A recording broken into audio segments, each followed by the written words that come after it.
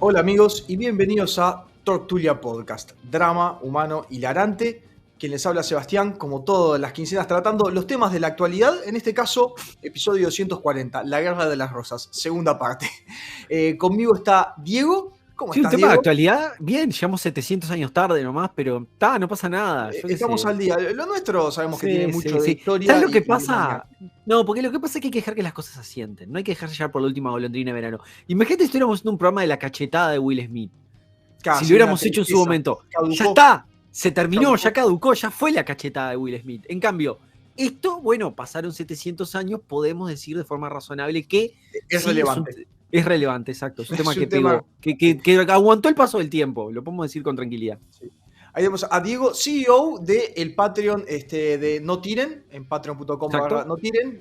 También hace el podcast Configuración Vórtice para sus exacto. Patreons y elige temas, así que cualquier cosa pueden dense una vuelta por ahí. Atrás de los controles tenemos como siempre desde los estudios virtuales de Radio Camacua, Alexis. ¿Cómo estás, Alexis?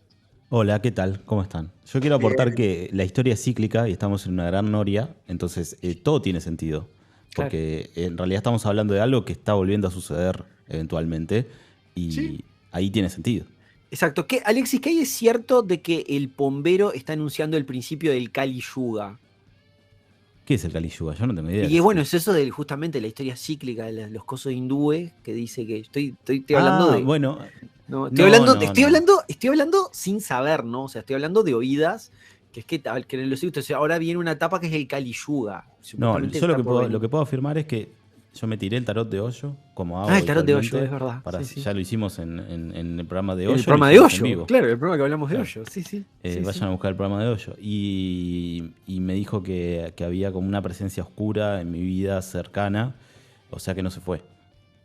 Tremendo, el O sea, el bombero sigue bombero ahí. está y lo Perfecto. dijo Hoyo. Sí. Perfecto. Sigue ahí dando vueltas el bombero.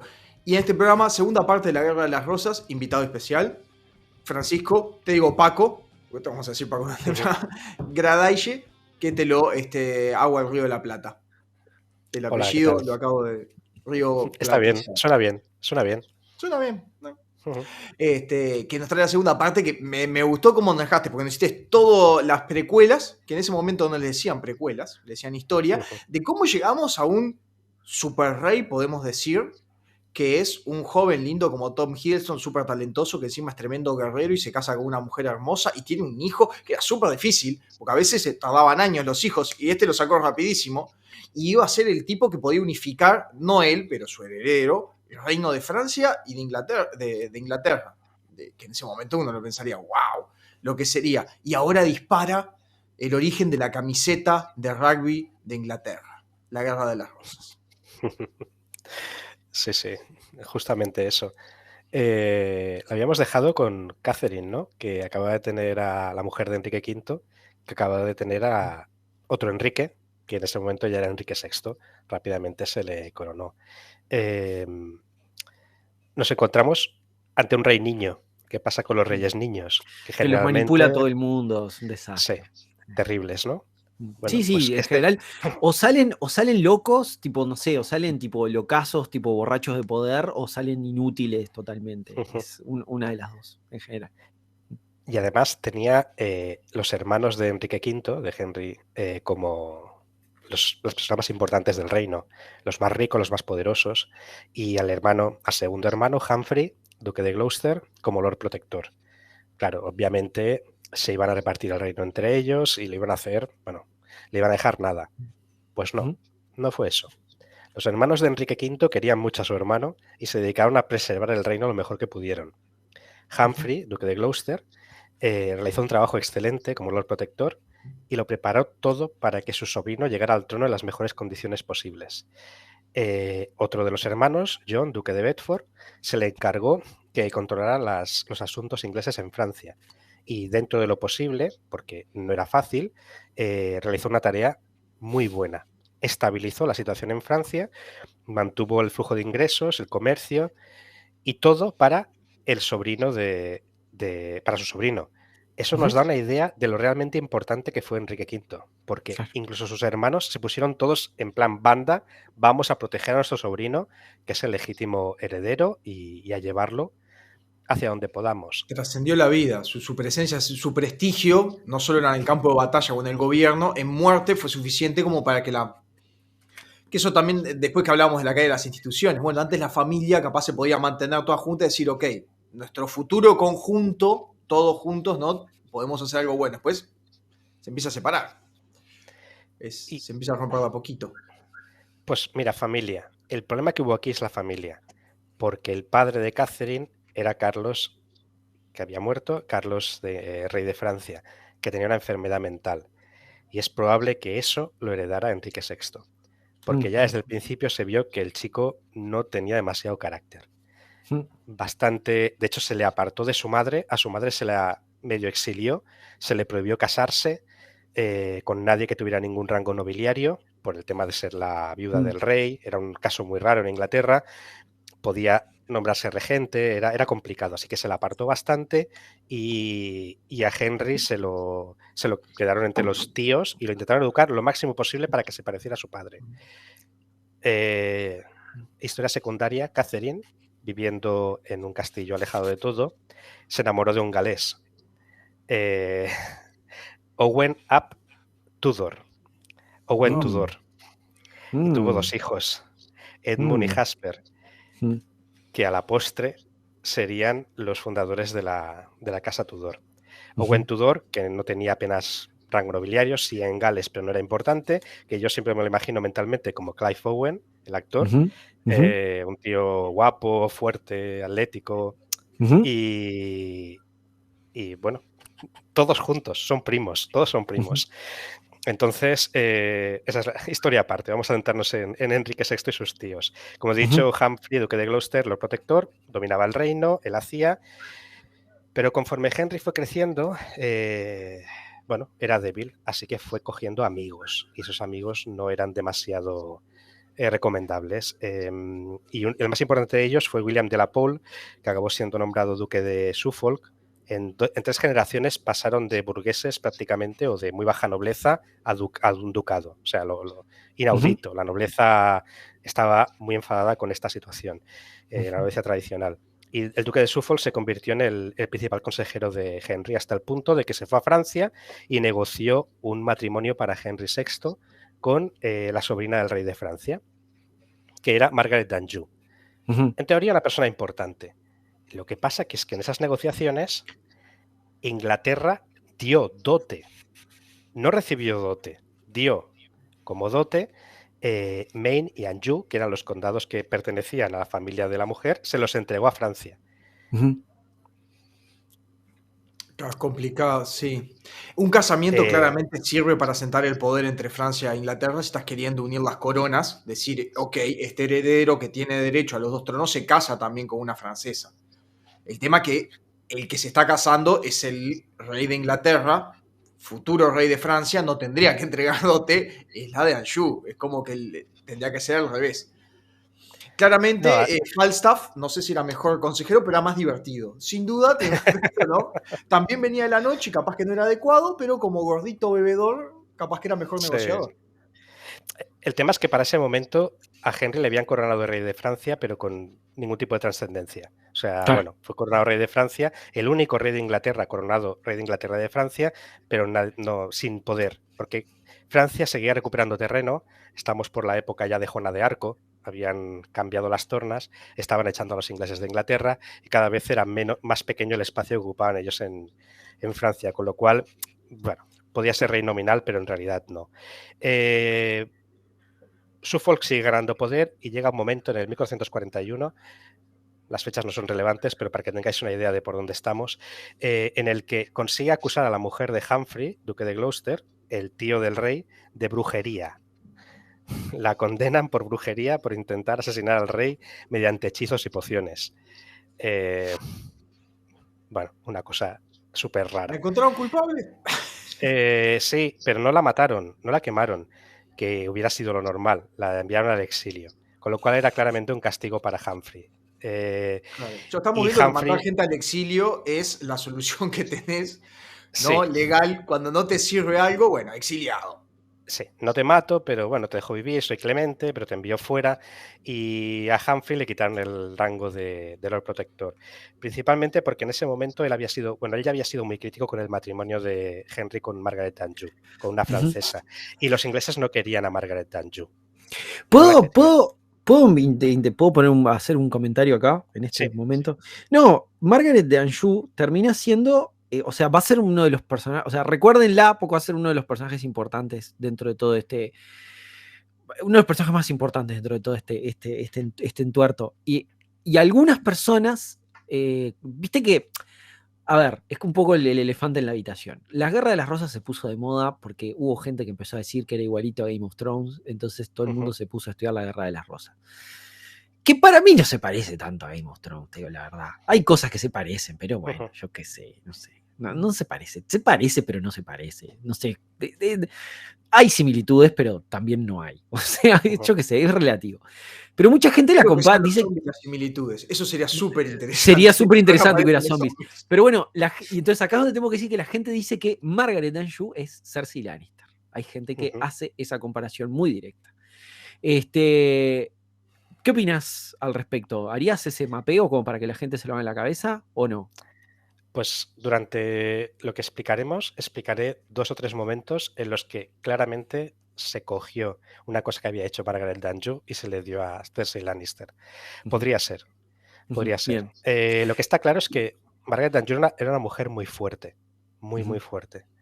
Y que se estaba labrando un sitio. Era una mujer extranjera en un reino, o sea, nombrada reina, sin dote, en un sitio en el que le odiaban y tenía que hacerse un hueco. Claro. O sea, no se la puede considerar ni buena ni mala. Es una persona, como todos.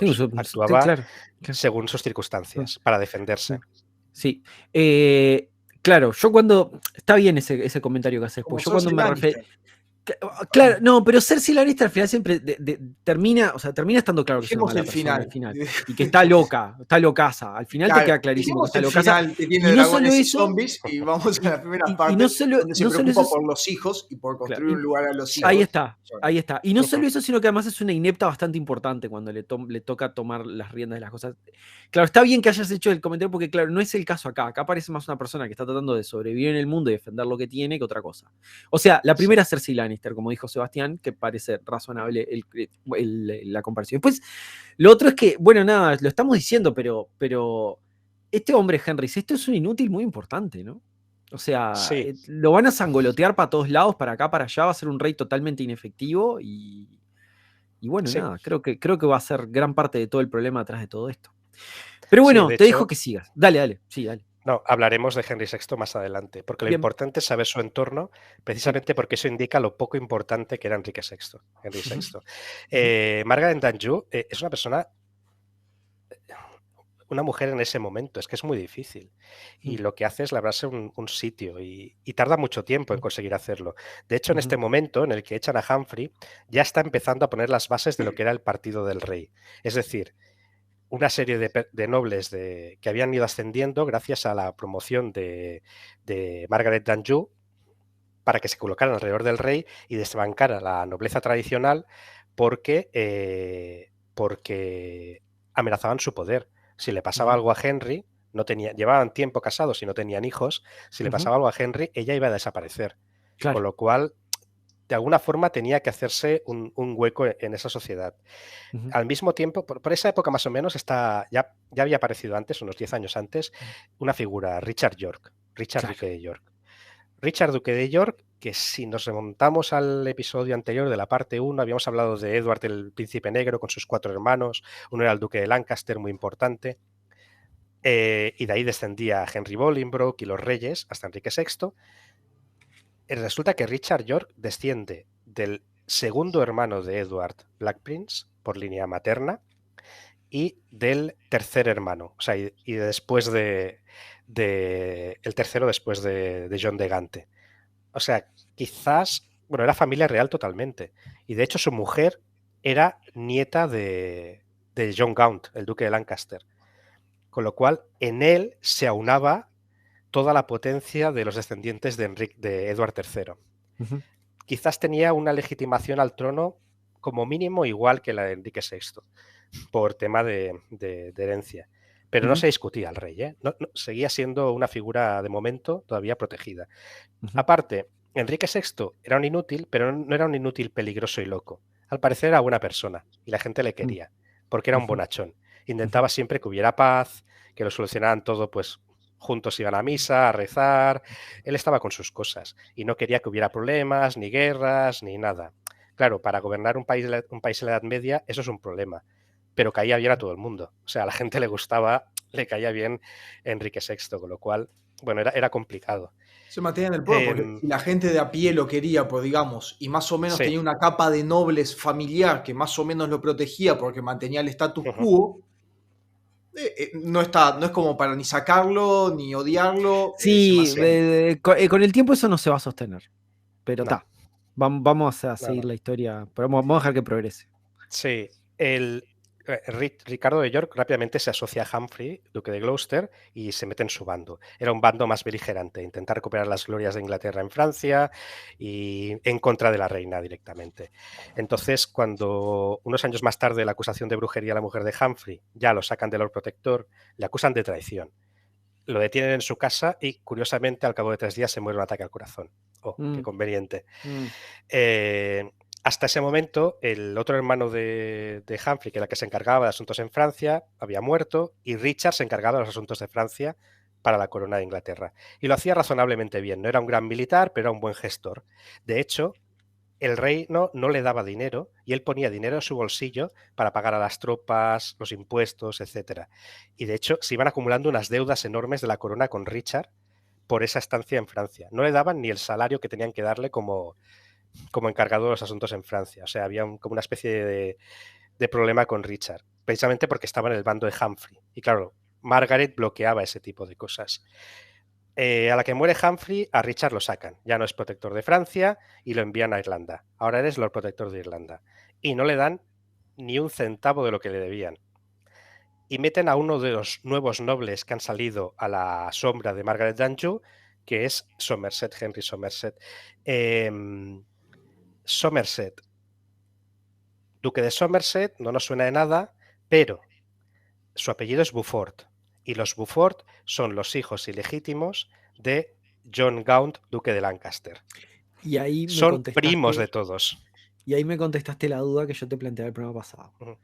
Por eso es que si bien Somerset es el que sostiene la sartén por el mango en toda esta fase, hablamos de Lancaster contra York. Ahí me contestaste la duda.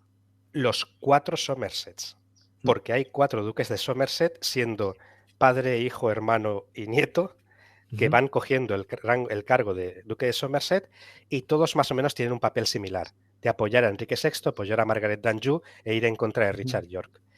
A Somerset le nombran protector de Francia y es un desastre. Es un desastre. Lo pierde todo.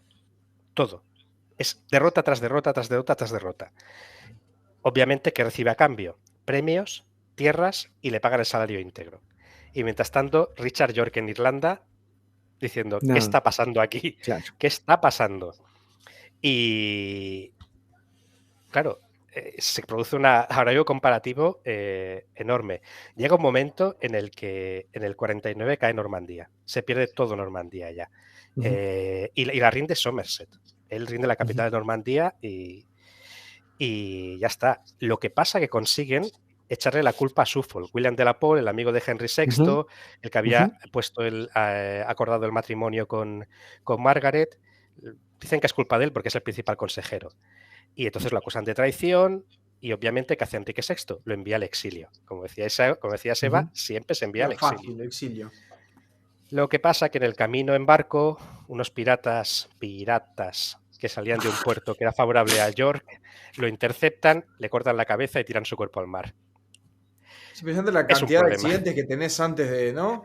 La cantidad de cáscaras de banana que hay en la vuelta. Piratería, te cae meteorito, te polonio. Veo que el exilio no era tan malo, ¿eh? Mejor caer en el exilio y que te reciba una familia en Barbante, no sé dónde eran. Bueno, este era un noble nuevo, pero me imagino que los mandabas a alguna casa familiar en Francia o Inglaterra. Te ibas como de vacaciones. En Francia, sí, o en Borgoña. Ibas de vacaciones a donde te correspondiera, no sé.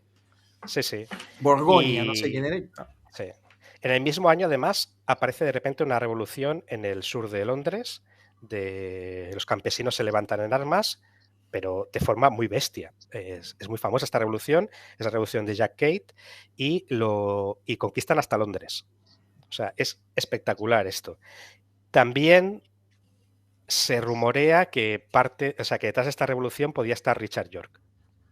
Más o menos por las reclamaciones que hacían estos campesinos de que Richard York volviera al reino y se ocupara de los asuntos de Francia en vez de Somerset. Bueno, esta revolución la paran como con un ejército, básicamente. Copian el guión de Ricardo II, acuerdan unas condiciones, los envían a su casa y cuando están en su casa envían a gente para que los coja y les cuelgue. Cayeron en ese truco de vuelta, qué tremendo. Tú decías que no en el programa pasado, pues bueno, sí, es otra señor, generación. volvieron a caer. Eso, no, pero son varias generaciones después, sí. No es el mismo rey que te hace 2 veces lo mismo. Decís, son estos. Pero vamos, que cogieron el libro histórico de los trucos del rey, esos que te dan ahí en ese librito de sobremesa, y dijo, acaba revolución, dices que sí a todo y luego después los matas. Sí. Claro, de repente surge un conflicto muy grande entre los dos bandos, el bando de Richard York y el bando de la reina. Es un conflicto que va a acabar en algún tipo de tensión. Alguien va a acabar preso o muerto, porque exiliado ya parece que no funciona. Y ahora hablamos de Enrique VI, porque no hemos dicho nada de Enrique VI, muy poquita cosa, que era buena persona, que le querían, que tenía debilidad mental, probablemente por enfermedad. Era una persona que no estaba a la altura claramente. De hecho, se pasaba casi todo el tiempo en misa, no engendró ningún hijo.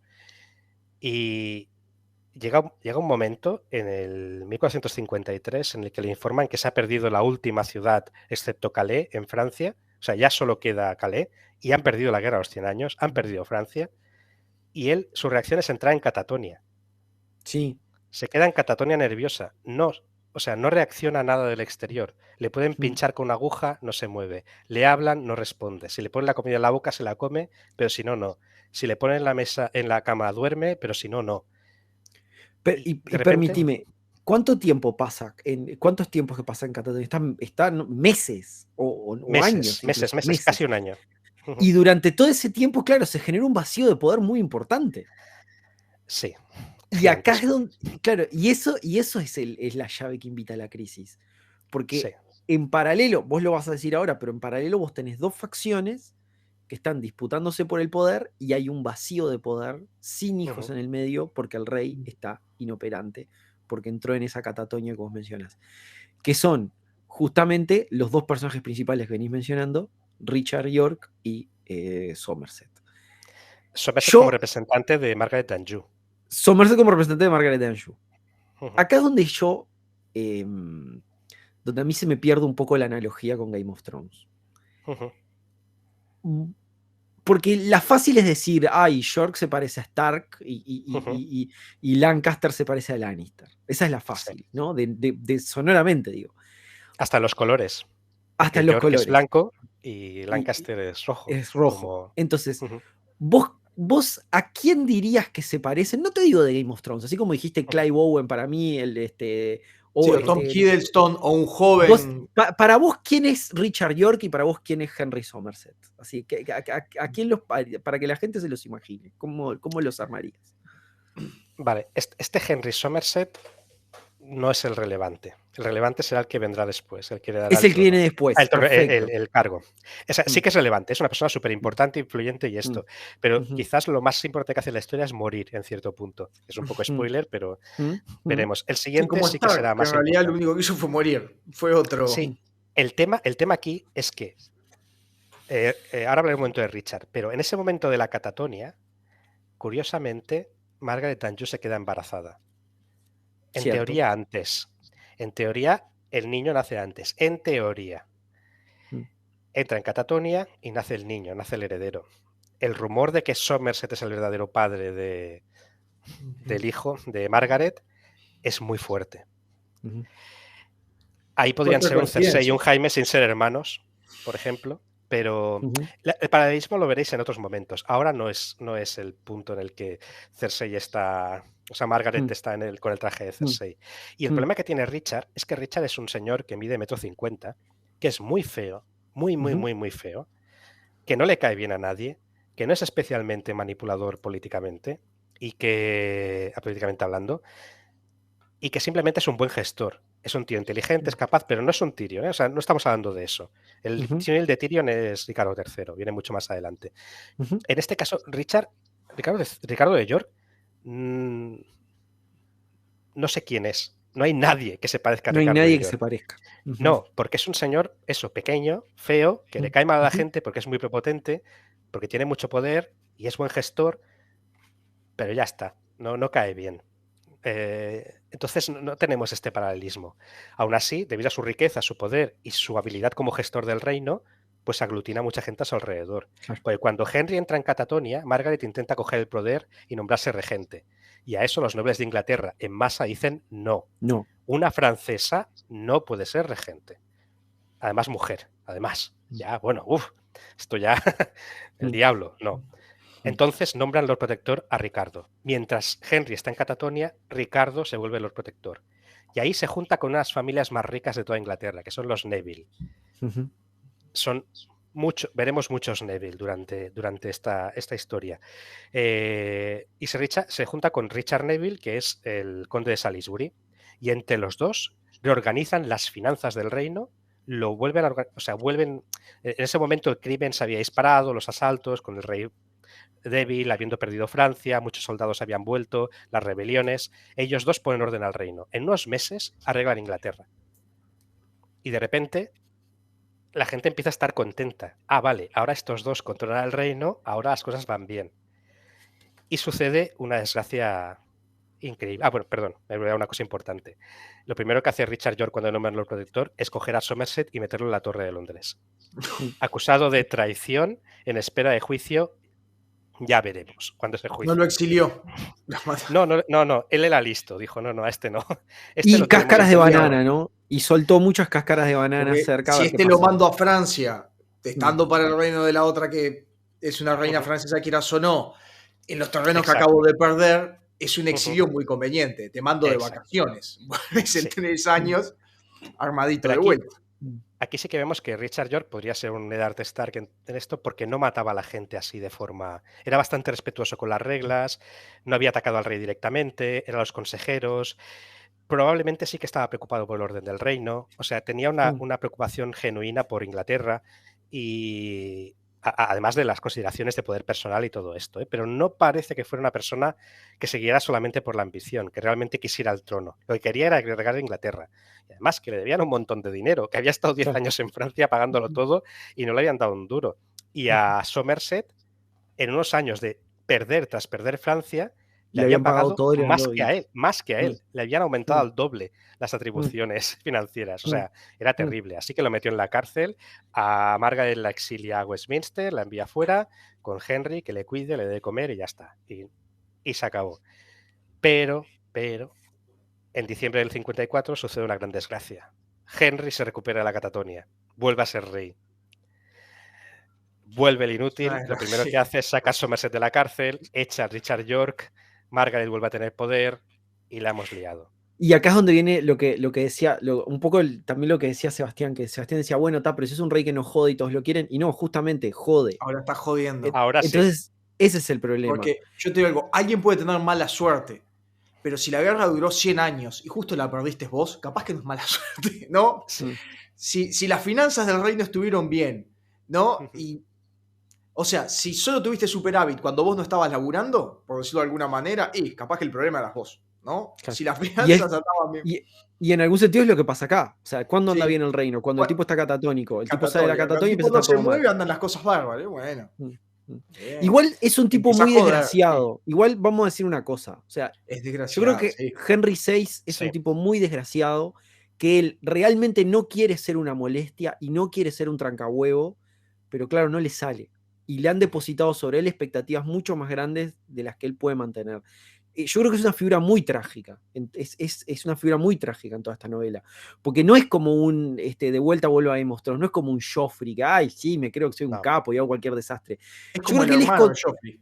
Yo creo que claro, que él es muy consciente de sus limitaciones y él realmente no quiere hinchar los huevos, perdón que lo diga con esas palabras, pero no quiere ser una traba en lo que es el proceso de gobierno y falla, porque no le sale. Y ese es el drama de este hombre. Pero bueno, nada, ahí termina mi comentario. Y lo veréis más adelante cómo es justo lo que has dicho, lo has clavado. Porque en el 55 hay muchísima tensión, esto ya no se aguanta, Margaret ya va a cara descubierta, intenta eliminar a York y a Salisbury, de hecho les llama a una reunión de nobles en la que está claro que los querían matar o apresar o lo que fuera, y al final York, Salisbury y su hijo Richard, Neville también, todos se llaman igual, obviamente, pero es el conde de Warwick, el Kingmaker. Podría ser Littlefinger, Meñique de Juego de Tronos, porque claramente es una persona súper influyente, el hacedor de reyes. También está metido en el grupo, cogen soldados y dicen, y ahora vamos a hablar con el rey, pero con 3.000 soldados con nosotros. Claro. Y el rey reúne a varios nobles, el conde de Northumberland, el duque de Buckingham, Somerset, y se planta un poco cerca de Londres, también con algunos soldados, alrededor de 3.000, en un pueblo que se llama St. Albans. Y en 1455 sucede la primera batalla, que se considera la primera batalla de la Guerra de las Rosas, porque Richard York intenta enviarle misivas, cartas a Henry para parlamentar, pero los consejeros las cortan. Y no responden, y llega un momento que dicen, pues vamos a atacar. No quieren matar al rey, quieren acabar con sus consejeros. Y eso es lo que hacen. Los yorkistas, el lado yorkista, consigue ganar la batalla, no vamos a hablar de esta batalla, consigue ganar la batalla, ejecuta a Somerset, ejecuta a Clifford, ejecuta a Northumberland. Buckingham se salva porque se mete en una iglesia y a Henry incluso le cae una flecha que le roza el cuello y está a punto de matarlo.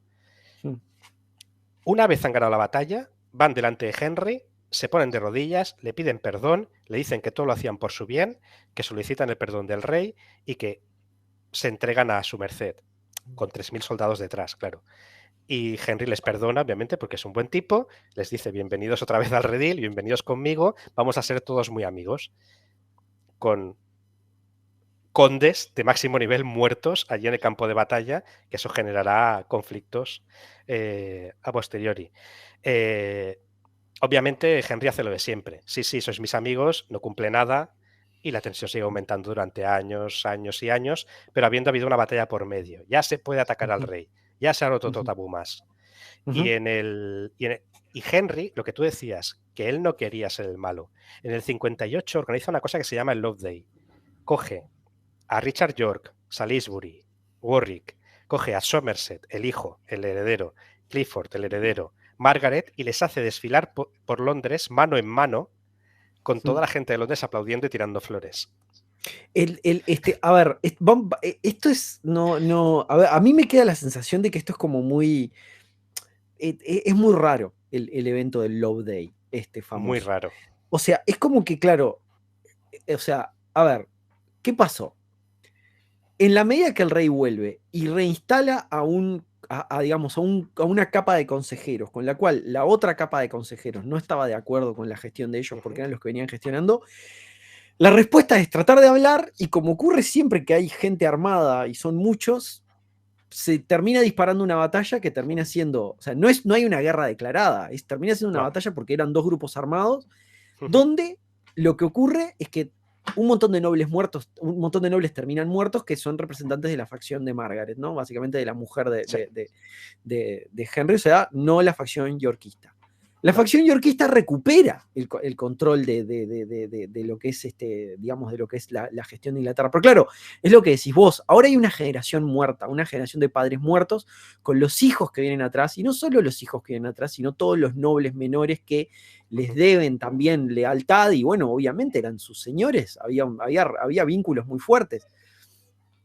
Que claro, que empiezan a juntar todo ese descontento. Entonces, ya hubo sangre derramada, ya vos mostraste lo que vos dijiste, se rompe, si estuviéramos hablando de Roma, diríamos se rompe otra rotura del Mos Maiorum, la forma en la cual se hacen las cosas.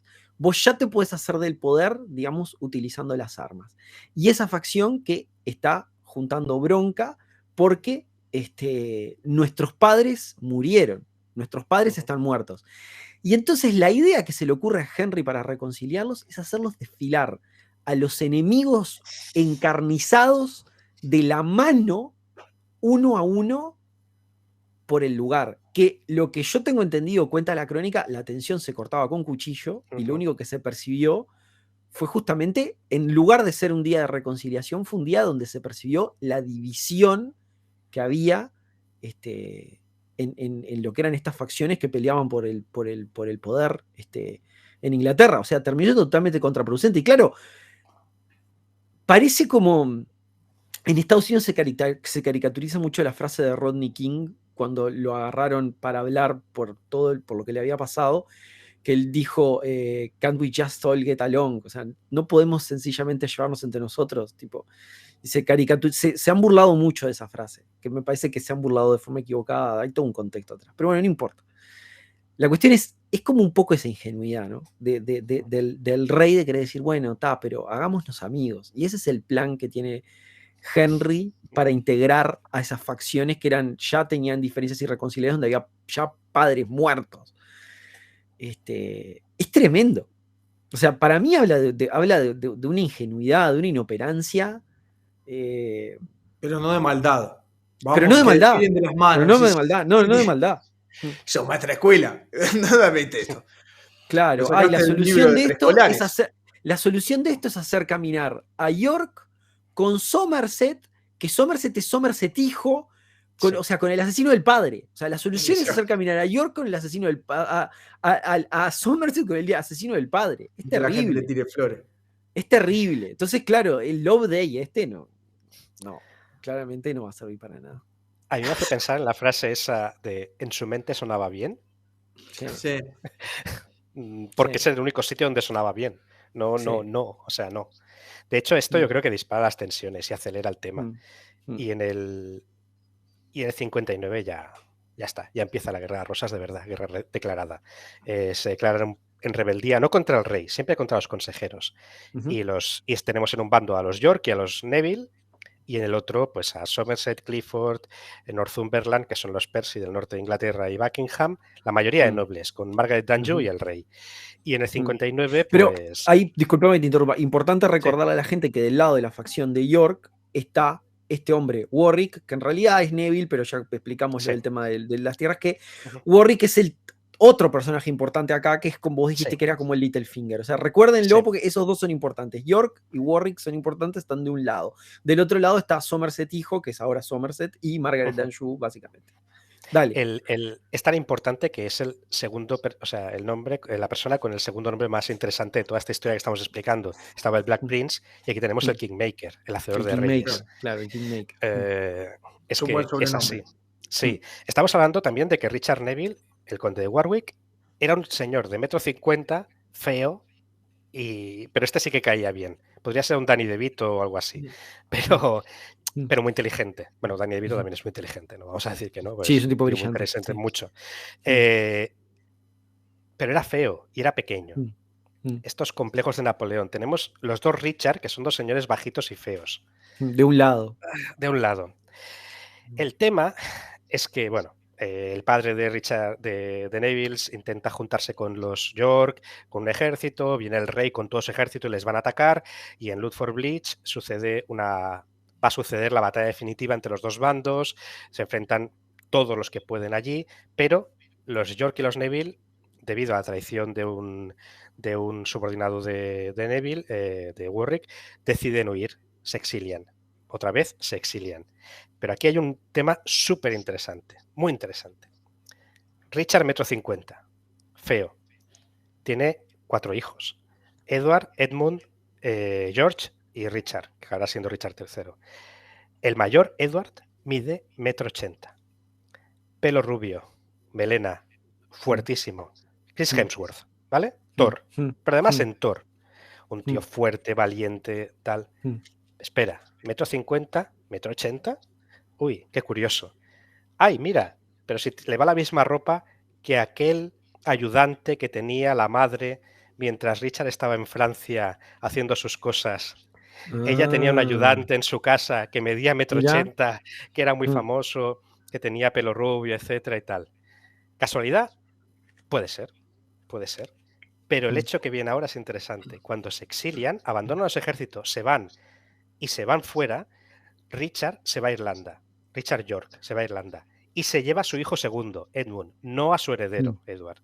Y Edward se va con Warwick y el padre de Warwick, Salisbury, los Neville, se van a Calais. Es decir, tú envías a tu heredero con los otros y no contigo. No había buen rollo. Yo tengo mi idea de quién es Edward, pero no, me la voy a guardar, porque no quiero spoilear. Vale. Me la voy a guardar. No me la voy a guardar. Para mí Edward es Robert Baratheon. No me la guardé. Sí. Para mí Edward es Robert Baratheon en todo sentido. Porque cuando es joven es bello. El color del pelo, cómo eran, la herencia, perfecto, quién manda a quién. Y después, más de grande, se va a volver gordo y fofo y medio rechonchón. Y como que no va a ser una sombra de quien fue antes. Pero decir que yo no recuerdo el título exacto, pero este hombre Warwick era como una especie vos me vas a decir el nombre exacto, pero era como una especie de capitán general de Calais o algo así. Le habían dado el mando de Calais. Entonces él tenía como ahí como una fortaleza, ahí en ese último bastión en el continente, donde el tipo se instalaba, ahí se quería, y de ahí no lo saca nadie. Entonces es un foco de resistencia contra la facción que controla Inglaterra muy, muy importante. Warwick se va a Calais por dos cosas. Lo primero, que es una fortaleza casi inexpugnable. Los franceses no han conseguido conquistarla nunca, hasta mucho más adelante. Y segundo, porque ahí está el único ejército profesional que tiene Inglaterra en ese momento. Entonces es terrible ventaja. ¿Te das cuenta Dale. Que les ha pagado él durante los últimos años el salario directamente, con lo cual son leales a Warwick. Entonces es tremendo, porque ellos no controlan el poder, pero controlan el ejército.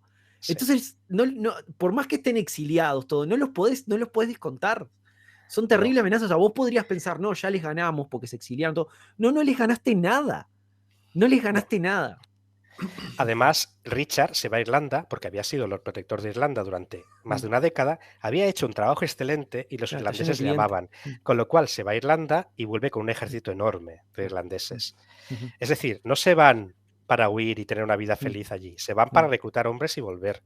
Pero es curioso que Richard no se lleva a su heredero, se lleva a su segundo hijo. Y envía al heredero con la otra familia, con Edward.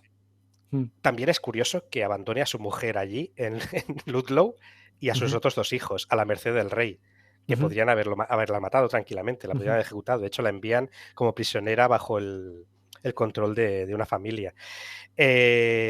Bueno, estos se han exiliado, pero se han exiliado para volver. E inmediatamente vuelven en fuerza. Desembarcan con los ejércitos y los Lancaster no lo tienen nada claro. O sea, no van a... El rey no lo tiene claro. Y además, Warwick, que es una persona extremadamente rica, que es un gran negociante, que es un gran diplomático, que es Littlefinger, controla Londres. En Londres le aman. Londres ya es un centro de negocios. Es la ciudad más importante del reino, obviamente, pero está llena de comerciantes extranjeros. Es el centro de los burgueses y allí aman a Warwick. Con lo cual, el rey no está seguro en Londres, porque Londres puede girarse a favor de los otros. Así que abandona Londres y se va hacia el norte. Y así Warwick puede entrar de forma triunfal por todo el sur de Inglaterra, reclutar hombres y se coloca en Londres. Y allí espera a Richard, que llega. Llega a Londres con su ejército, ya ha abandonado a los irlandeses y ahora ya tiene ejército local. Llega a Londres y lo primero que hace es declarar su intención de que le nombren rey. Entonces, convoca al Parlamento, se acerca al trono, pone la mano sobre el trono, se gira a los nobles, esperando el aplauso rotundo de los leales que nombraran rey, y se crea el silencio más absoluto. No le quieren como rey, porque es feo, porque es pequeño, porque cae mal, porque es un prepotente y porque es demasiado rígido. Y se frustra mucho. Entonces coge el ejército y se va hacia el norte para atacar a Henry, intentar capturar a Enrique VI y luchar contra él. No nos extenderemos en eso, la campaña es corta, acaban en Wakefield, en un castillo, les hacen un engaño, salen afuera y los Lancaster ganan esa batalla y derrotan a Richard y a Edmund, que iba con él, y a Salisbury, que también iba con ellos, y entonces los ejecutan y les cortan la cabeza y las ponen en picas en la entrada de York. Y ahí podría ser un primer momento Cersei, porque era Margaret Janju la que quería esto. Dices, ya está, ¿no? Se acabó. Ha perdido Richard. Para, Alto ahí. Es un giro importante, porque ahí el gran protagonista de la facción de los York, digamos, no del Margaret Anjou, muere. Sí. Y bueno, Sí, y muere uno de sus hijos, ¿no? Sí. Entonces, uno Y podría el bando pensar. de Salisbury, que era el otro súper fuerte. El otro grande. Tenía el Uno 1 puede y el pensar- 2. Y el hijo del 1. Uno puede pensar, Tremendo. esto ya se terminó, pero no. Ya está, Pero, se acabó. y el otro Pero los detalle que guionistas yo tenían quiero. que estirar otra temporada, ¿no? Y el otro detalle Sí. que yo quiero traer, que vos no lo tenés acá, pero vos me vas a decir si es así o no es así, que es que a Richard York lo capturan Sí. en el medio de la batalla, le traen, digamos, no sé cómo se llama, pero el lugar donde te cortan las cabezas, ¿no? No sé, es una madera, no sé, yo qué sé, no sé cómo se llama. Perdón por mi ignorancia, no sé cómo se llama ese coso. Lo traen, a él lo llevan hasta ahí, lo empujan y le ponen una corona de papel. Sí. Y lo decapitan con una corona de papel puesta, que es la que lleva en la pica que se pone en York. Y ese detalle es tremendo. Sí. Ese detalle es tremendo. Yo he visto en algunos lados que no es una corona de papel, sino una especie de como corona hecha de flores también, como que no está muy claro. No sé, ahí es donde vos, que sos el experto, dejo que me lo aclares, pero en cualquier caso me parece un detalle muy bueno. El problema es que aquí los Tudor hicieron mucha propaganda pro Lancaster, anti-York, en algún momento pro York o anti-Lancaster después, y hay muchísimas leyendas al respecto. Los historiadores más serios no les gustan este tipo de situaciones y dicen que lo más probable es que morirá por las heridas durante la batalla y se le decapitará después. A mí me gusta no mucho. vas a crear una leyenda. Claro, a mí me gusta mucho esa frase que dice: si algo es demasiado bueno para parecer verdad, Sí. normalmente no es verdad. A mí me gusta mucho esa frase cuando uno analiza. Pero a mí me gusta más la de la tortulia. Entre dos versiones de la realidad vamos a tomar la más divertida. Le pusieron una corona de papel y lo colgaron. También hay que tener en cuenta una cosa. Esta gente se le distinguía muy bien en el campo de batalla. Porque llevaban un símbolo, con lo cual es probable que tuvieran órdenes de capturarlo con vida para poder ejecutarlo.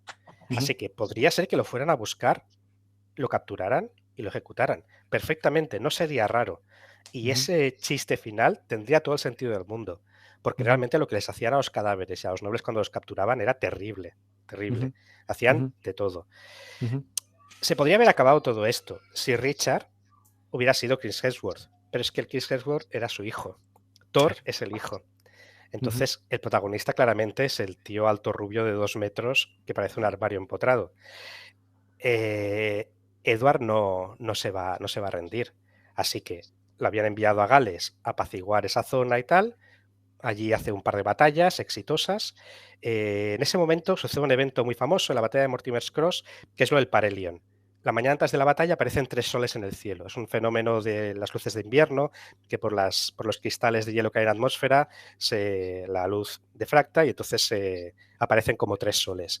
Y todo el ejército se asusta, dicen que es un mal augurio y que van a perder.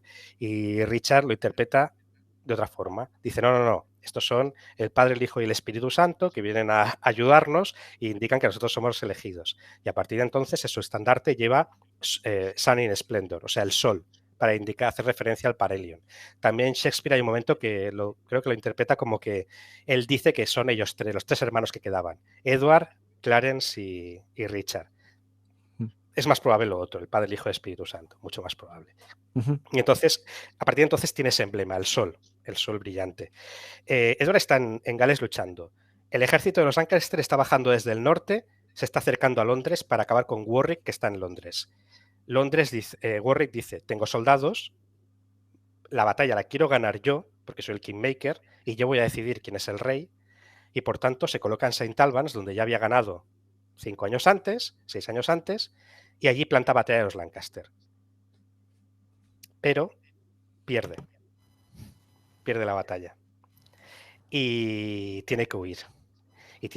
Consigue huir y se va con Edward. Y de repente, Warwick, que había tenido a Edward con él en Calais, que había sido su mentor, que le había ido guiando, que era el Kingmaker, ya no es el protagonista. Ahora es Edward. Ahora es Edward. Porque Edward es más lindo y más joven. Y es victorioso. Y Warwick es un perdedor. Porque Warwick no había ganado en la batalla de St. Albans la primera. El líder era Richard York. A la que tiene una batalla importante, él la pierde. Con lo cual pasa a ser Edward el líder de la facción. Y Edward gana batallas. Edward es un tío enorme, con lo cual van a por los Lancaster. Van directos a por los Lancaster. Acá te hago un comentario cortito. ¿Ves? Sí. Por eso me hace acordar mucho a Robert Baratheon también. Porque Sí. acuérdate que Robert lidera la rebelión de Robert, que es con la que termina haciéndose rey. Sí. ¿No? Y para mí tiene características muy parecidas. A mí me hace acordar mucho a Robert Baratheon, entre otras cosas por esto. Totalmente. Para no liarlo demasiado, me había dejado una anécdota graciosa, bueno, graciosa entre comillas, que indica algo más sobre la personalidad de Henry, el rey. ¿Dónde estaba Henry en todo este momento? Hemos hablado de Somerset, Margaret Porque el d'Anjou, rey está Warwick, vivo. Edward. Sí, el rey Está está vivo. Está Pero ¿dónde vivo. estaba? ¿Dónde estaba? Cuando Margaret y Somerset huyen al norte para defenderse de los York que están viniendo, dejan a Henry en Londres. Y a Henry lo capturan. Y lo tiene Warwick. Y entonces se lo lleva por ahí de paseo. Tienen al rey, lo han capturado, por tanto, va con ellos. No hace nada. Está Es tremendo. allí, pasando el tiempo. Es tremendo. Te das cuenta que es un pobre manipulado. Se lo llevan a la batalla de St. Albans, la segunda. Y entonces, durante la batalla de St. Albans, claro, el ejército de Warwick, los yorkistas pierden, tienen que huir, y llegan los de Lancaster, el ejército, y se encuentran a Henry sentado al pie de un árbol, esperando a que le rescataran. Es verdad. Esperando que la otra facción lo rescate. Sí, es verdad. Sin hacer nada. Nada. Nadie lo mata tampoco, porque claro, es un tío majo. No cae bien. ¿Por qué lo vas a matar? No, y es el rey. Es el rey, sí, pero es ejemplo de su vida. Está allí sentado viendo pasar las cosas y es que no puede hacer nada. Ni se escapa, ni se revela, ni se pone de mal humor. No, está allí sentado bajo un árbol, esperando. Eso es su vida, estar allí sentado esperando. Las fuerzas de la historia lo hicieron como intrascendente. Ya estaban funcionando, él no podía hacer nada. Él era más víctima que actor. Totalmente. Él estaba ahí, era el rey, pero no. La guerra no iba con él, no iba con su carácter, no. La guerra era cosa de Edward.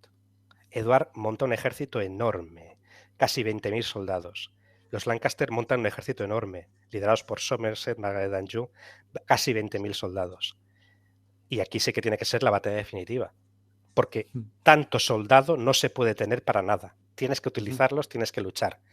Así que Edward pasa por Londres, consigue que le nombren rey. En ese momento Inglaterra tiene 2 reyes. En este caso, qué curioso, al chico de 1,80 m, pelo rubio y musculoso, todo el mundo le aplaude como rey. Al señor de 1,50 m, bajito y feo, no le aplauden.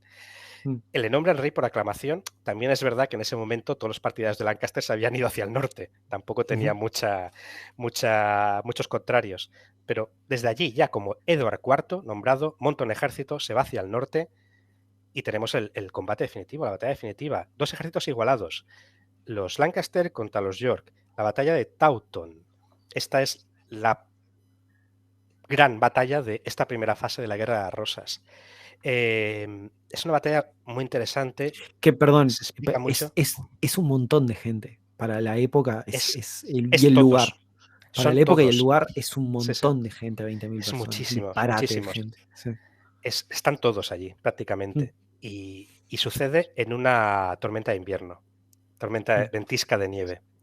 Y allí un tal Lord Fauconberg, no lo habéis oído nombrar, pero si os digo que se llama William Neville, quizás os suene, es el tío de Warwick, es el hermano de Salisbury, es otro más, todos son familia, es un gran veterano de las guerras de Francia, es un tío que sabe mucho. Los 2 ejércitos, los York y los Lancaster, Fauconberg había posicionado a sus hombres de tal forma que el viento les fuera a favor y a los Lancaster les fuera en contra.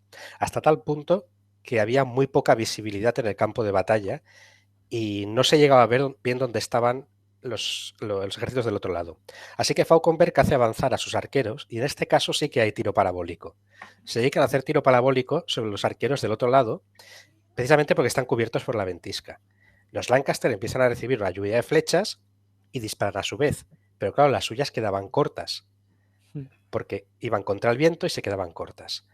Cuando los York acabaron sus flechas, recogieron las flechas del suelo de los Lancaster y se las volvieron a tirar a ellos. Tremendo. Esto forzó a los Lancaster a hacer un ataque, porque claro, ya no podían aguantar más. Así que atacan con todo. Pero no creamos que los Lancaster eran gente débil, no. Atacaron y empezaron a presionar de forma muy importante a los York. Disculpa un segundo. A los York. Y las dos líneas más o menos van aguantando, pero de repente uno de los flancos empieza a sufrir. Y ahí tenemos otros los puntos leyenda de Edward. Edward ve ese problema, se acerca con su guardia personal y se pone en primera línea, un señor enorme, con una espada de 2 manos de más de 1,5 metros, y empieza a dar mandobles allí en primera línea y consigue estabilizar esa zona de la batalla. Es decir, era un rey que iba a luchar con sus hombres. No como Henry. Aún así, no, bueno, no. Henry también, pero lo que buscaba era una madera que estuviera cómoda, se sentaba allí a la sombra y esperaba que acabara la batalla. Claro. Sí. La batalla iba mal para los York, porque los Lancaster, a pesar de las flechas recibidas, del ataque de Edward, etcétera, estaban presionando. Eran quizás un poco más que los York, a lo mejor preparados, pero de repente sucede un evento interesante, que es que uno de los señores que iba a venir a la batalla a ayudar a York, que era el duque de Norfolk, otro duque de Norfolk, no Thomas Mowbray, el de la primera parte del podcast que había hecho el duelo, que iba a hacer el duelo con Henry Bolingbroke, otro, aparece por un flanco de la batalla, ayuda a los York, no son muchos hombres, pero ataca por detrás a los Lancaster. Y ahí se crea el pánico. ¿De dónde salen estos? ¿Qué están haciendo? Y poco a poco toda la línea Lancaster se va desintegrando y empieza a huir. Y cuando un ejército medieval empieza a huir, ya sabemos lo que viene a continuación. Una matanza. Y los York arrasan totalmente con el ejército Lancaster. Margaret consigue huir, Somerset consigue huir, Henry consigue huir, el árbol en el que estaba demasiado lejos como para que le pillaran, y todos juntos huyen hasta se exilian a Escocia. Edward ha ganado, ha derrotado a Henry, es el rey de Inglaterra. Sus enemigos están exiliados en Escocia. Escocia no es un país que vaya a poder prestar excesivos recursos a los Lancaster. Están aislados de todo el mundo. Por tanto, Edward claramente ha ganado. Ya está todo seguro, ¿no? Bueno. Y porque ganó la batalla esta, que está muy linda porque son fuerzas muy parecidas, cada uno con su líder, sí, ¿no? Que chocan Él en ataca un momento. En primera línea. Pero se llama la Guerra de Rosas y probablemente tengamos alguna parte más porque viene bastante. No es la batalla de... No. Yo lo que quiero decir es que, claro, mientras el rey viva, hay gente que va a poder juntarse alrededor de él para montar, digamos, una oposición. Entonces, mientras ese rey viva, esto no va a estar resuelto. No. Sí. Tremendo. Así que tenemos para rato todavía. Tenemos para rato todavía porque, claro, lo único que ha cambiado es que, y no es poca cosa, que Edward es ahora el rey, por ahora es el rey, es el rey de Inglaterra. Edward, que voy a tirar un spoiler, pero Edward que termina siendo excelente rey, termina siendo un capo, es excelente, es un rey muy bueno, a diferencia de uno lo que podría pensar de un advenedizo que va y se hace del poder a los piñazos, termina siendo muy bueno. Así que bueno. Si Edward hubiera vivido 3-4 años más, los Tudor no hubieran acabado siendo reyes de Inglaterra. No, claro. Claro, porque una cosa muy importante, que es que Edward tiene 2 hermanos, ¿no? Sí. Lo dijimos al pasar, pero enfatizarlo de vuelta como un foreshadowing ahí para los episodios que vienen.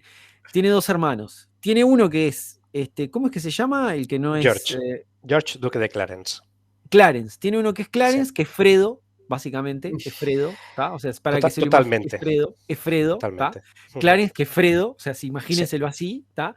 Y después tiene otro hermano que es Ricardo III, nada menos, ¿no? Que es Gloucester, que es Gloucester, que va a terminar siendo Ricardo III, que se lo pueden imaginar como quieran, como Ian McKellen o como Benedict Cumberbatch o como quieran, pero bueno, es que, bueno, todos lo conocen, ¿no? O sea, todos lo conocen, su fama lo precede, o su infamia lo precede, no tengo que decir más. Pero el otro es Fredo, claro. Entonces, son 2 personajes extremadamente importantes. Y bueno, van a estar todos ahí en la vuelta. Así que recordémoslos. Y cuidado porque está Meñique, Littlefinger, de y claro, Warwick, por allí en medio. ¿El ejército o lo movió? ¿Sigue teniendo el ejército de arqueros fuera este combate? Los ejércitos se desbatan. Los ejércitos siempre se desbandan. Cuando acaban las batallas, se vuelve cada uno a su casa y lo que cuenta es el poder político que tienes. pero esa fortaleza de Calais la va a seguir teniendo. O sea, esa la va a seguir teniendo. Esa Sí. no lo saca nadie de ahí y eso, claro, termina siendo un foco de poder muy importante.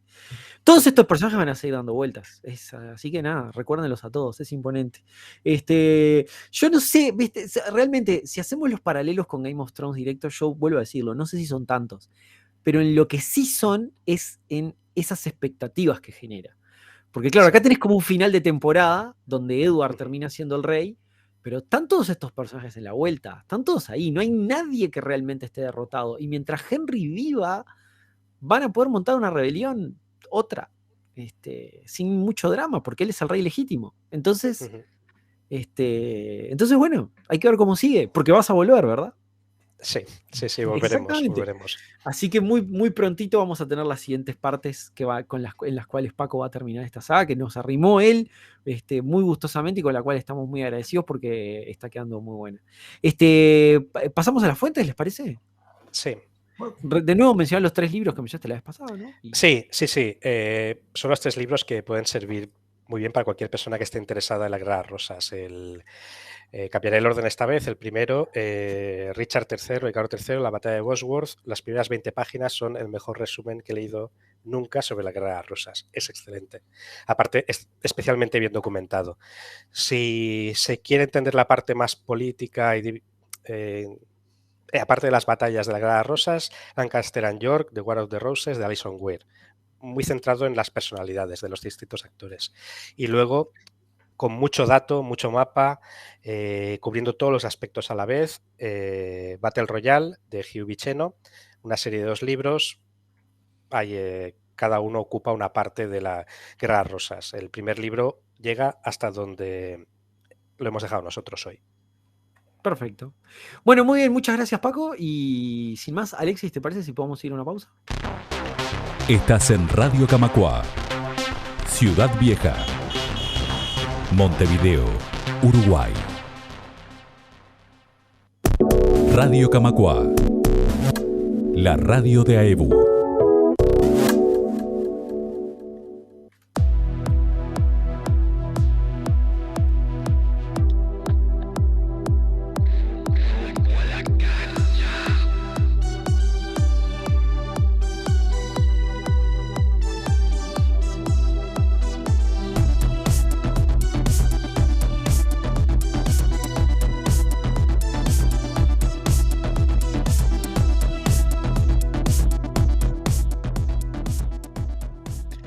Y volvemos de la pausa con... ¡Rumbo a la cancha! ¿Y qué es Rumbo a la cancha, Sebastián? Es la sección donde hablamos con Paco y por eso es nuestra sección favorita. Hablamos de los temas que le interesan, de la gente que nos manda mensajes, de los amigos. Es una charla distendida que puede tener o no que ver con la Guerra de las Rosas, pero que no va siguiendo esta secuencia. O sea, si no nos quieren escuchar hablar a nosotros de una manera casual, pueden cortar ahora. Pero se pierden una charla fantástica. Se pierden una charla fantástica, esta vez sin remeras de rugby. Otra vez no hablamos del jersey, pero bueno, lo dejamos para otro programa. Sebastián, yo sé que tienes un montón de cosas para preguntarle a Paco que habías mencionado el programa pasado, pero antes de que vayamos ahí, quiero aprovechar a decir muy rápidamente, porque Paco, a ver, ahora vamos a dejar que Paco comente un poco, pero ya lo comentó el programa pasado, él es diseñador de juegos de mesa. Está por publicar 2 juegos con GMT Games, que son el Cubius Regio sobre la Guerra de los 30 años y el Plantagenet sobre la Guerra de las Rosas.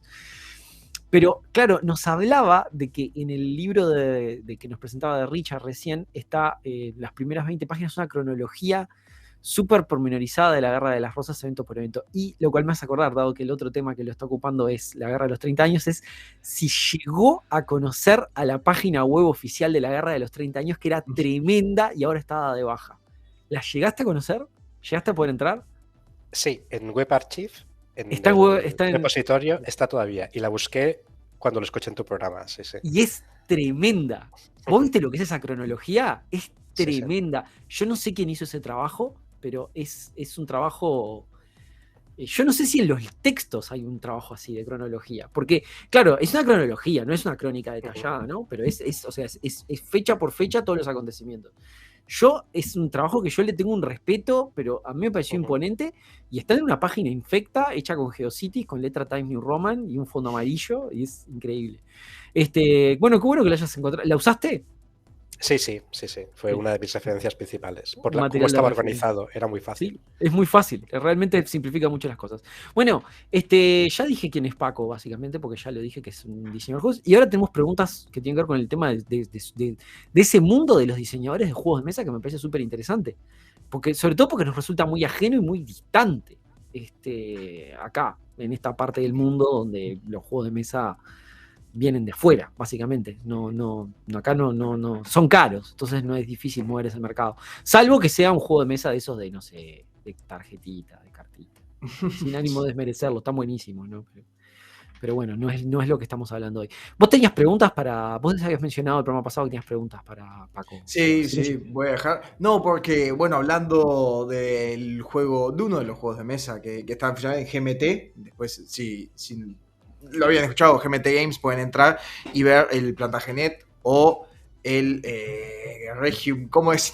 Cuyus Regio. Cuyus Regius. Bueno, en el programa de hoy, dos ejércitos muy parecidos se encuentran. Claramente balancear si son 20.000 y más o menos los tienen arqueros con posiciones parecidas. Uno ataca, uno defiende, ¿no? Ok, como posicionador se arma todo. Pero en un juego que es más largo, porque esto es una guerra, no solo una batalla, tiene que haber un balance. Tiene que haber un balance más o menos histórico. Y entonces si los arqueros hacen un dado de 6 de daño y un dado de 4, puede cambiar muchísimo la cosa. Y eso es algo que a veces en el diseño se pierde. Y me acuerdo que en el programa de Jugando con los Abuelos habías hablado de que tú modelabas esos resultados con también con otro que ayudaba en esta comunidad de diseñadores de juegos que están atrás, diseñaba, y venía por eso, la parte de modelación de eso, que hacer un juego de mesa no solo como me junto y bueno, en la parte de diseño jugás un montón de veces, pero cambiar pequeños detalles en lo de modelos ayudaba para no siempre repetir lo mismo. Entonces las preguntas que yo te había hecho fuera venían de eso. ¿Cómo modelabas eso? ¿Cómo no tenías que jugar 400 veces para darte cuenta que estaba mal hecho el juego? Sí. Porque los juegos no tienen parches. O sea, tienen expansiones. Es raro que tengan parches, tienen house rules, pero no es como un juego que puedes después mandar un parche y rebalancear. Sale y sale. Sí que se puede. De hecho, ahí en GMT lo que tienen es el concepto de living rules, que es que si detectan que algún jugador ha encontrado algo que se había pasado por alto, pues se puede corregir y se avisa de que se ha corregido alguna regla para reajustar los equilibrios para que siga el juego funcionando. En algún momento hay jugadores que son brillantes y que te rompen un juego. Encuentran el truco para romper el juego. Y a ti se te ha pasado, por mucho que hayas jugado, por mucho que hayas diseñado y lo conozcas. Entonces sí que puedes corregir las reglas un poco y la comunidad se entera de esto. Al ser un nicho tan pequeño, la gente se entera bastante. El tema de la simulación, lo que pasa es que... No es que mandes el juego y ya está. Como el juego está enviado, tiene un manual impreso y tiene una cantidad de fichitas, no podés mandar empecé a usar botones por fichas porque nos quedamos cortos acá. No, tienes que hacer un cambio de reglas que sea fácil, lo puedas imprimir, la gente la tenga y entonces el juego vuelve a estar balanceado. La simulación te ayuda mucho en esto. No te evita todos los errores, pero sí que pero aplicada a muchos campos. O sea, funciona el tema de poder simular un montón de eventos y ver los resultados y poderlos ajustar más fácilmente que replicándose en una mesa, pues es muy útil.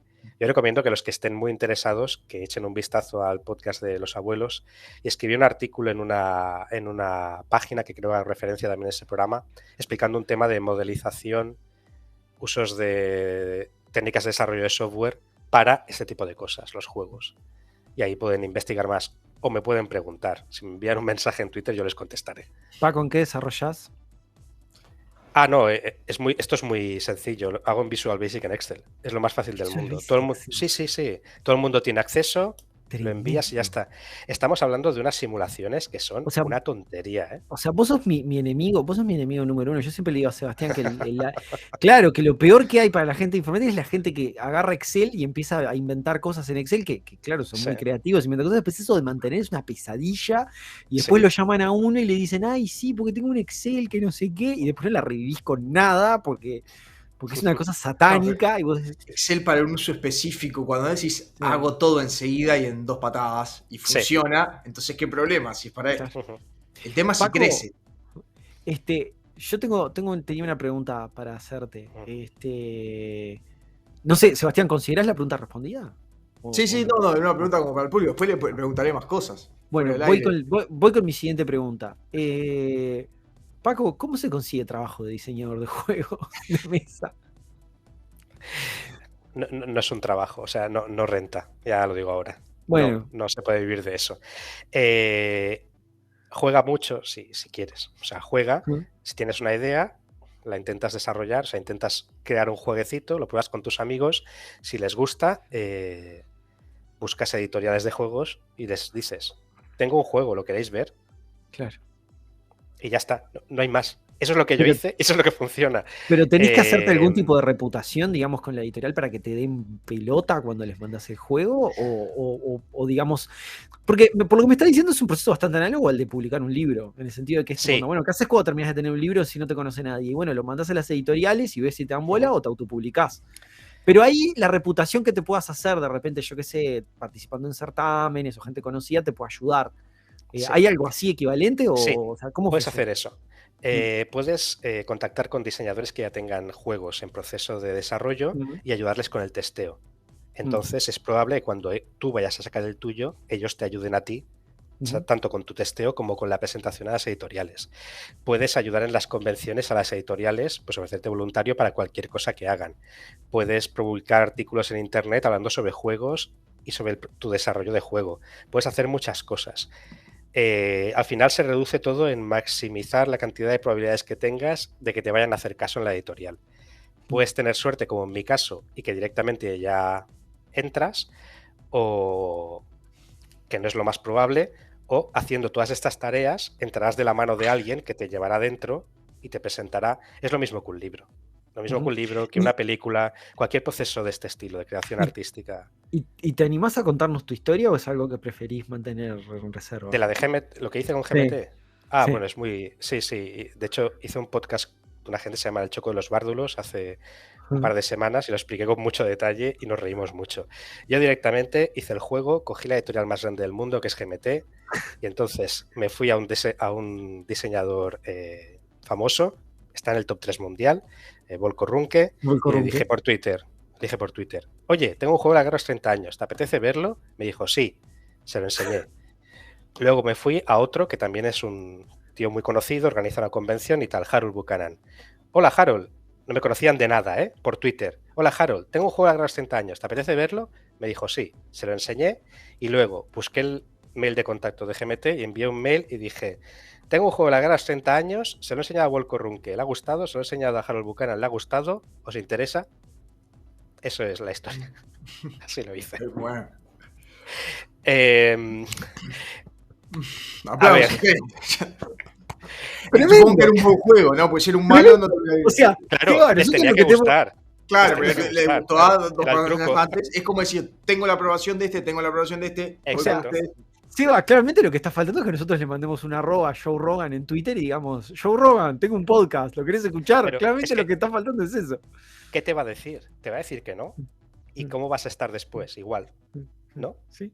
Claro, la persona que me hace desarrollador de uno de los juegos, que la tuve que buscar yo, lo conocí un día enseñándole otro juego, el Plantagenet, y lo tengo desarrollador para el Cuyus. Y en medio de la conversación le dije, oye, tengo un juego que se llama Cuyus Regio, la guerra de los 30 años, ¿quieres verlo? Me dijo, sí, lo vio, y cuando acabó le dije, ¿quieres ser mi desarrollador? Que es como un editor de una editorial y tal. Así, directamente, no lo conocía de nada, o sea, lo conocía de haber hablado un poco con él y ya está. Al diseñador gráfico que tenemos para el Cuyus, que es una maravilla, es espectacular, es un artista increíble, le envié un mail. Encontré su mail y le dije, oye, tengo este juego, ¿quieres echarle un ojo? Lo vio, ¿te gusta? Sí, ¿quieres participar? Sí, pues venga, para adentro. Al asesor histórico de Plantagenet de la Guerra de las Rosas le envié un mail por LinkedIn. Vi que era el autor de un libro y presidente de la Northampton Battlefield Society y le envié un mail. Estoy haciendo un juego de las rosas, ¿quieres echarle un ojo? Y lo acabé fichando como, bueno, entró él, o sea... Tremendo.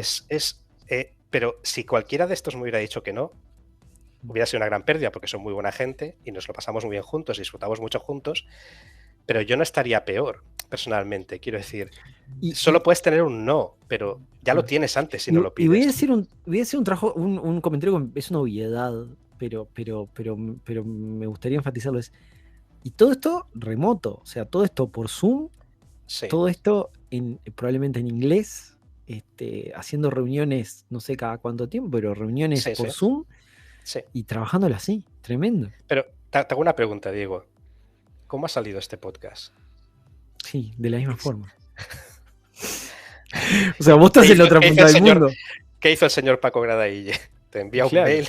Claro. Y te dice, ¿queréis hacer un podcast de la Guerra de las Rosas? De la Guerra de las Rosas? Sí, claro, por supuesto. Y acá estamos. Y estamos en la otra se punta trata del mundo. Se trata de ser buena gente, de trabajar, ayudar a los demás, de hacerlo lo más profesional posible, de portarse bien con los demás y no buscar tu beneficio propio, sino el beneficio del conjunto. Una vez cumplido eso, te ofreces a la gente, te ofreces. Tremendo. ¿Quieres estar conmigo? Pues vamos juntos. Seba, ¿tenés alguna otra pregunta para Paco? No, el ser beneficio del conjunto creo que es muy importante y no ir de las manos en el Día del Amor, a ver si nos tiran rosas. El Día del Amor que fue un fracaso. Claro. Eso el capaz Día del es una Amor solución. que fue el peor día. Voy a una convención y me quedo acá. Seba, el Día del Amor ya tiene un problema de branding, el Día del Amor, el Love Day, tiene un problema de branding, ya con ese nombre Día del Amor va a ser una porquería. A mí van a decir, había uno que jodía que habían inventado el Día del Amor. Una porquería. Necesitamos un nuevo día de ventas entre San Valentín y hagamos el Día del Amor. Claro, es como inventó el Día del Chocolate, ¿te acordás? Ay, el 7 de cada mes, el Día del Chocolate. Pero mirá si va a pegar eso del Día del Chocolate, no va a pegar ni. Es fetch. Stop trying to make fetch happen. It's never going to happen. El chocolate no exactamente. Perdón por la referencia a Mean Girls, porque capaz que alguno no la agarró, pero bueno. Yo tengo otra pregunta para Paco. Tengo preguntas más yoístas y menos yoístas. Y algunas nos vamos a guardar para los programas que vienen también. Pero esto, si tú lo quisieras hacer de forma independiente, ¿se podría? O sea, ¿esto es posible hacerlo de forma independiente? Hacer un Kickstarter, juntar la plata, imprimir el juego, conseguir los contactos en China para que te lo imprima, para que sea barato, para que te lo manden. ¿Se podría? Sí. Es más fácil de lo que parece. ¿Ah, sí? Pero es complejo. Y con esto, entender la distinción entre fácil, difícil, sencillo, complejo. Hay procesos que son complejos pero fáciles. Cada una de las partes no tiene dificultad. Hay temas que son muy difíciles pero solo tienen un elemento. Entonces son sencillos. Esto es complejo. Tienes que juntar muchas piezas y que todas se encajen. Pero ninguna es difícil. Sí que lo puedes hacer. Hasta puedes encontrar imprentas locales que te hagan parte de las piezas, utilizar un poco la imaginación. Y si no consigues madera, utilizar plástico. Sí que lo puedes hacer y hay mucha gente que lo hace esto. De hecho, por lo que decías de los precios, hay muchos juegos que se pueden comprar en formato para imprimir. Te los imprimes en tu casa o en una empresa de impresión y las piezas te las haces tú con cartones y esto. Entonces, sí, se puede hacer tranquilamente. O sea, mi objetivo yendo a GMT no era para el tema del ego, de ir a la editorial más grande del mundo y todo esto. Yo trabajo en finanzas y hay un dicho que me parece esencial, que es que el ego mata el performance. O sea, el ego es el peor enemigo de la rentabilidad. Un proceso fallará muchas veces por culpa del ego. Así que yo lo de GMT no es tema de ego. Es que como quería dar los beneficios a una asociación que ayuda a gente con autismo, iba a ir a la más grande para maximizar la cantidad de juegos que se vendieran. Claro. Pero si no, lo hubiera hecho por mi cuenta, lo hubiera vendido, los beneficios se hubieran ido igual para allá. Pero era con ese objetivo, no por el tema de, ay, mira qué interesante soy, que publico en GMT, no sé qué, eso me da igual totalmente. Pero sí, lo puedes hacer en tu casa. Y muchísima gente, de hecho la mayoría de editoriales de Wargames del mundo son un señor en un garaje. Y ya está. Claro. Que me imagino, imprimirá las piecitas, tendrá la impresora, las recorta, las pone en una caja y digo, me quedan otras 500 más. Sí, 500, 1000, por ahí, no más. Hace eso. Es impresionante las buenas intenciones y la buena voluntad que hay en estos mundos del crowdfunding y del creadores independientes de contenido como nosotros, que estamos tipo cada uno acá en nuestra casa, tipo tratando de hacer lo mejor que podemos y poniéndole ganas y para tratar de llegarle a la gente de alguna forma y hacerle la vida un poquito más llevadera. Es impresionante. Sí, con eso que sí, esa imagen del señor en el garage imprimiendo y troquelando las presas por sí mismo. La verdad que pienso en otros proyectos en los cuales uno ha kickstarteado y eso, y la verdad que que me llegaste. Vos entonces decís que es factible. ¿Y vos lo considerarías Sí. como opción en el futuro trabajarte con... No, yo sé que en España en vez de Kickstarter obviamente lo puedes usar, pero hay otros que funcionan más. Ahora no me sale el nombre de... Berkami. Berkami, es el clásico. Berkami, ahí está, sí. ¿Vos considerarías eso como opción en el futuro? Sí, quisieras. No tendría nada en contra de hacerlo No así tendrías en nada. absoluto. Ujú, Es simplemente un tema de tiempo. Para ujú. mí la prioridad número 1 es la familia, Claro. luego viene el trabajo, luego vienen estas cosas. Entonces, eso te ocupa muchísimo tiempo. Pero juntarme con gente para hacerlo en grupo, es que yo creo mucho en el trabajo en equipo. Cada uno se encarga de una parte y esto, totalmente a favor. Pero GMT me están tratando tan bien que no tendría razón para irme a otra editorial ni nada. Si ellos quieren mis juegos, para ellos son. No. Bien, me alegro Claro. mucho. Tremendo, Paco. Yo tengo más preguntas, pero me las voy a guardar. Tengo preguntas ahora, tengo otras preguntas son un poco más triviales, no son tan solemnes, digamos, con respecto. Porque digo solemnes porque vos, o sea, desde este rincón del mundo, nosotros, a ver, uno como gran fan de lo que son los juegos, ¿no? En general, tanto videojuegos como juegos de mesa, el mundo de los videojuegos parece con todo un poco más cercano, ¿no? Porque no depende de tantos temas de logística y tantos temas de costo. Hay un tema de que el costo de los componentes del juego en sí son caros. Entonces, La capaz que para distribución. nosotros es un mundo Yo no claro. tengo Entonces, ni capaz idea que. cómo distribuir ese juego, cómo ponerlo en unas tiendas. Claro, Yo entiendo, entonces- uno se lo publica solo, los troquela, ¿no? Los cuadraditos en su garage, tengo los 500 juegos, ¿qué hago? ¿Los reparto yo mismo en tiendas? Claro, Es pero como más difícil. Mientras que en un videojuego uno se puede imaginar que existe un camino. Tengo que ir por la Google Store. para nosotros es mucho más lejano y todo eso. Y de hecho acá no hay producción. Hay producción nacional de juegos de mesa, pero son más en tipo party games, ¿viste? O sea, juegos como muy sencillos, muy divertidos, pero muy sencillos, ¿viste? Pero no existe un Catán, no hay nadie que está haciendo un Catán, por decir algo así, ¿no? Entonces, claro, nos resulta un mundo muy, muy lejano, muy distante, y inclusive el Catán, tipo, llegó el año pasado o el anterior, llegó acá. Porque el tema es que, claro, los costos de las piezas lo hacían prohibitivo, entonces no llegaba. Y ahora sigue siendo caro y sigue siendo prohibitivo, pero claro, viene en una edición que las piezas vienen de plástico, etcétera, más adecuado a este mercado, y claro, es algo viable, ¿no? Pero nada, nos resulta un mundo muy lejano, entonces por eso me parece fascinante tenerte acá y hacerte preguntas de Yo este quería tipo. mostrar para la gente que está Claro, esos son los juegos que hay en acá. YouTube. Claro. Esto es lo juegos que hay acá, que me lo regalaron mis hermanos. Es un 1 licenciado, fabricado acá, me dan 2 shots, y la gracia es que en el 1 tomás un shot pero la esencia es un juego de cartas de 1 Claro. para tomar, es un party Y game. el 1 está por todos lados, pero claro, El es 1 es eso, ¿no? divertido, más o menos lo entendés, listo. Y aún así ha habido un boom de los juegos de mesa acá también. Hay stores especializadas. De hecho, uno de los sponsors de nuestro evento principal, Gonzama, tiene su tienda, MBD Gaming Store, que se dedican a eso, con lo cual estamos muy agradecidos. Obviamente. No son tantas, porque si vos pones Game Claro, Store, no- es una. Hay una no- tienda de videojuegos. Claro, no son tantos, deben ser 2 o 3. Deben ser 2 o 3, pero están, ¿no? Están y lo puedes comprar, pero claro, son juegos caros, ¿viste? Entonces, claro, no ha habido un boom, pero es un boom chiquito. Entonces, todo esto nos resulta, ¿viste? En algún sentido yo me siento, vas a sentirte que estoy diciendo un disparate, pero me siento como si estuviera hablando con Messi. No te digo con Messi no te digo por la habilidad de juego, no te estoy dorando la píldora al nivel de decirte que creo que sos el mejor del mundo. No. Lo que digo es que es un mundo muy distante. Entonces, tener a alguien que está metido en eso me resulta fascinante, y poder preguntarte estas cosas y contarnos cómo es ese mundo por dentro. Así que bueno, nada, la verdad que me encanta eso, pero, como te decía, también tengo preguntas más yoístas, más triviales, tipo, que tienen que ver con tu relación con este programa. Pero me las voy a guardar para la próxima. Si tenemos alguna cosa más para preguntar. Así que de a poquito te vamos a ir preguntando cosas varias. ¿Hay algo que quieras decir? ¿Alguna cosa que quieras comentar, Paco? ¿Algún mensaje final? Sí, solo una cosa, es una mini recomendación. Dale. Que es que tenéis que escuchar Configuración Vórtice número 6 y Configuración Vórtice número 16. Aunque sea solamente, si no queréis escuchar todo lo que Diego explica antes, escuchar los 20 últimos minutos de cada uno. Aprenderéis muchas cosas de cómo funciona vuestro cerebro.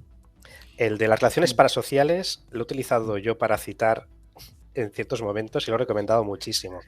Y el último, el 16, hay una frase que es tan relevante hoy en día que la gente la debería llevar tatuada.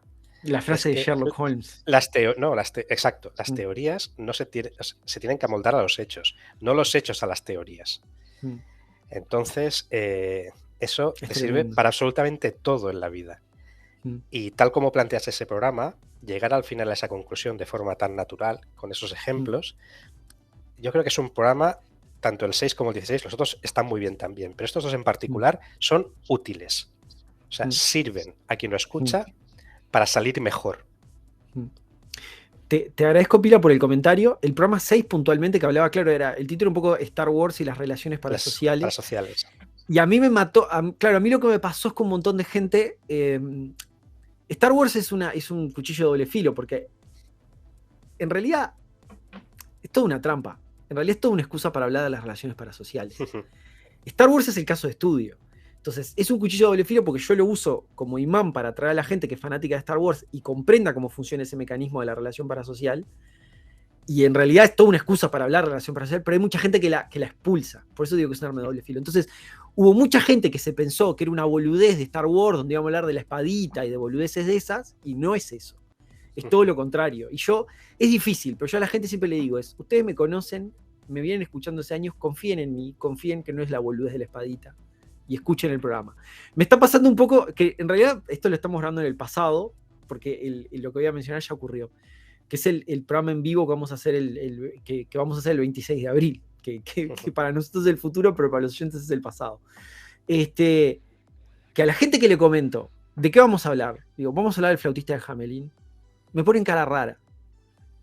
Y yo les digo, o sea, ahora digo con sinceridad lo que me gustaría decirles, que es, confíen en mí. Me escuchan hace 7 años. Exactamente lo que hago, una frase. ¿Está?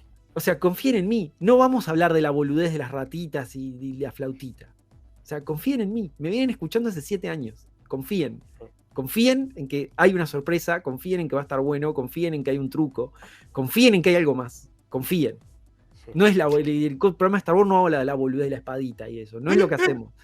No es lo que hacemos. No es lo que hacemos. ¿De qué te reís? Confíen en mí, sé exactamente lo que hago. Y haces tus juegos de naipe que estás practicando. y agarro, confíen en mí, sé exactamente lo que hago. Juegos de cartas. Y me pongo a hacer un juego de cartas, exactamente.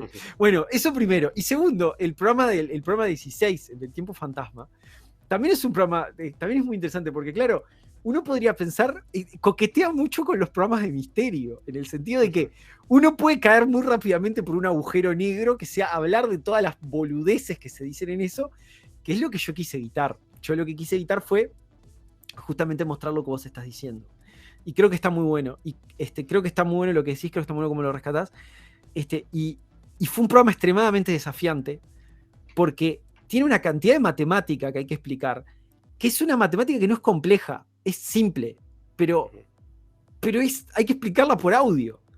Y es extremadamente difícil. No sé cómo salió, sinceramente no sé cómo salió. Espero que haya salido bien, pero es muy complejo. Es una locura el tema. Yo confío en vos y espero que te hayas hecho. Cuando contaste la cantidad de años del concilio de Nicea, no sé qué, dije, bueno, confío que haya hecho los números bien. 327 años que estaban en el... yo dije, viste que yo dije, hice los números yo y no me dio exacto, me dio parecido, pero estaba parecido suficientemente bueno. Pero más allá de eso, estamos buscando 300 años que desaparecieron de la historia, no 2 días, no es un momento específico. No, el tema es que creo que no me acuerdo cuántos eran, pero eran 327, me daba 370, poner una cosa así, me da una diferencia de 50 años, me río de Janeiro, el bulto es lo que es más o menos lo que uno está buscando, yo qué sé. Pero que se haya entendido, lo que sí espero, no esa matemática final, como dice Sebastián, es un poco complicada, pero que sí se haya entendido dónde está el error, de todo el razonamiento, que es nada, básicamente no haber tenido una conversación con alguien que supiera un poco del tema, que eso es, a veces, todo eso se desmonta de la forma más simple posible. Así que nada, te lo agradezco porque si lo estás rescatando es que quedó razonablemente bien, así que, así que bueno, me alegro muchísimo. Y sí, son programas útiles para estos momentos en los cuales estamos viviendo, creo que sí. Así que te lo agradezco muchísimo. Así que ya saben, Configuración Vórtice, programa 16 y programa número 6. Y todos, en realidad, pues están todos buenísimos. Así que bueno, ¿qué más? ¿Algo más, Paco? Nada, ganas ya de hacer De ver qué pasa con Edward. Exacto. Bueno, nos quedan 2 programas más todavía. Nos quedan 2 programas más si todo sale bien. Así que decirle a la gente que los espere. Nada más, entonces nos estaríamos retirando. Hasta la quincena que viene. Exactamente. Hasta la próxima. Chau. Adiós.